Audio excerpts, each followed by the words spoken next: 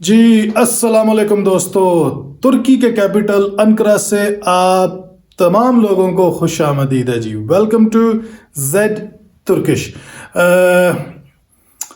यारो, अक्टूबर का महीना है, दोपहर का वक्त हुआ चाहता है जी। 1:10 हो गए हैं और ज़ोहर की नमाज अजान भी हो गई, नमाज भी हो गई।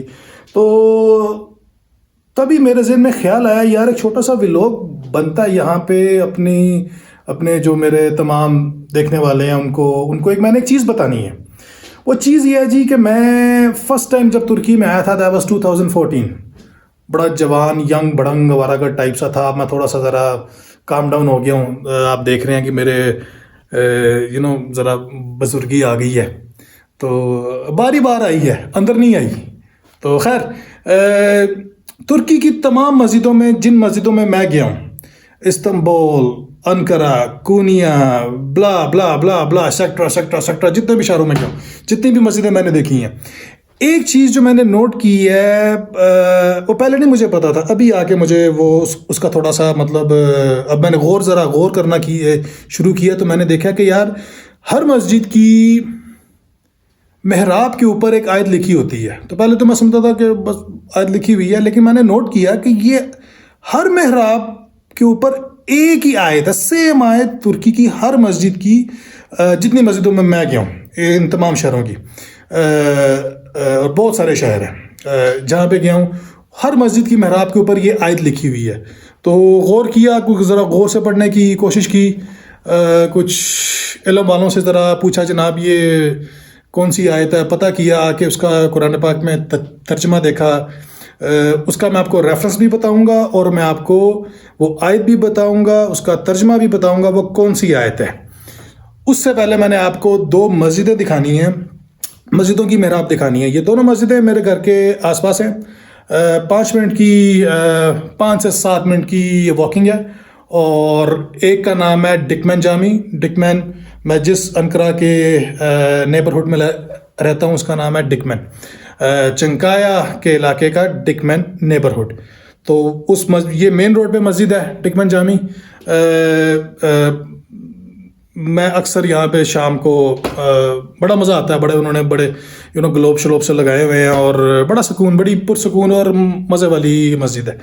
तो पहले मैं आपको यहाँ पे इसकी मेहराब दिखाऊंगा। दूसरी मस्जिद मेरे घर की बैक साइड पे है, उसकी मेहराब पे भी यही आयत लिखी हुई है।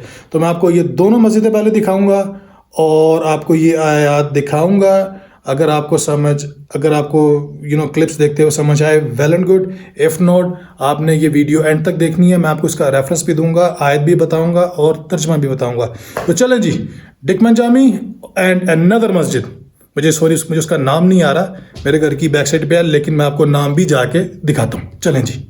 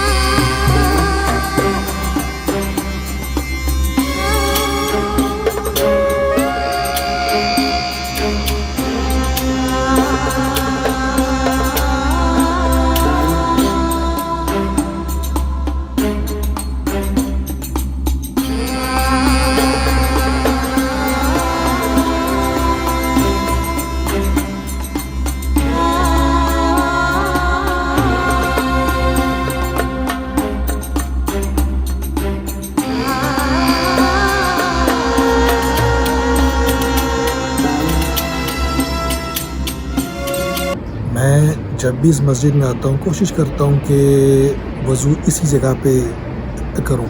इवन दो मैं आपको दिखाता हूँ, जो ज़्यादातर लोग हैं वो यहाँ पे वज़ू करते हैं इधर, लेकिन मैं इस जगह पे इसलिए करता हूँ क्योंकि यहाँ पे बिल्कुल सामने खुला आसमान होता है, सूरज बड़े मज़े का पड़ रहा होता है, तो सर्दियों के दिन है पानी ज़रा जल्दी सूख जाता है, और रात के टाइम वज़ू जो है वो घर से करके कोशिश करता हूँ कि घर से करके निकलूँ।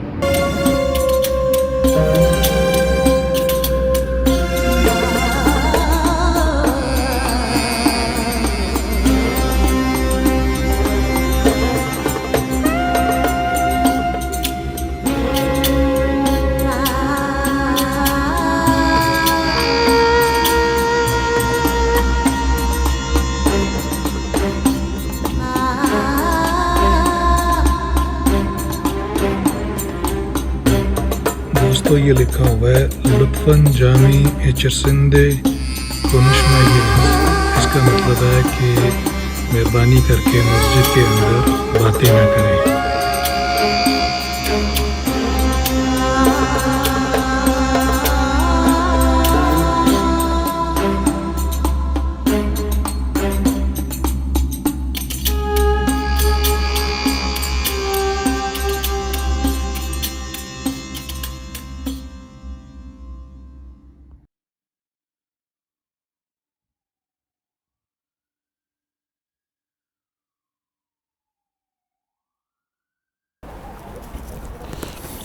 दोस्तों अब हम डिकमैन जामी से दूसरी मस्जिद की तरफ जा रहे हैं। ये मेरे घर की बैक साइड है। ये जो आपको सामने पहाड़ी नज़र आ रही है ना, जहाँ से ये बस गुज़री है, वहाँ से हमने लेफ़्ट करना है और सामने ही मस्जिद होगी।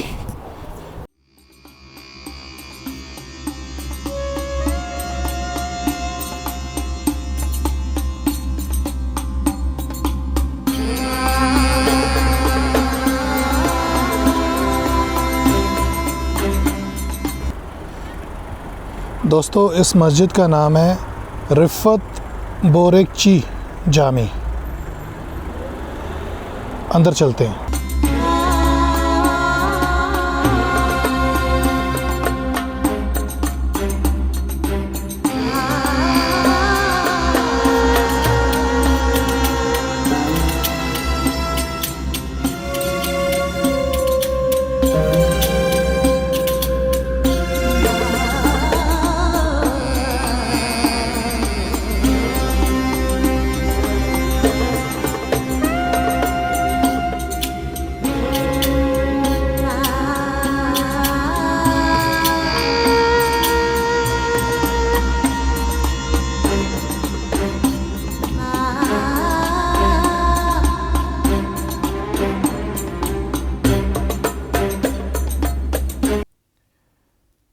ये जनाब इसका मतलब है कि मेहरबानी करके जब एसी चल रहा हो तो खिड़कियां बंद रखें।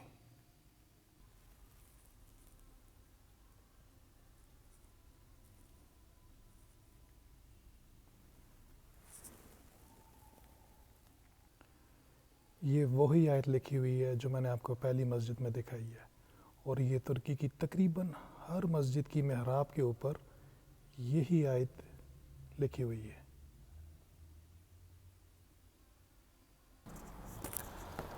अल्लाह कबूल etsin।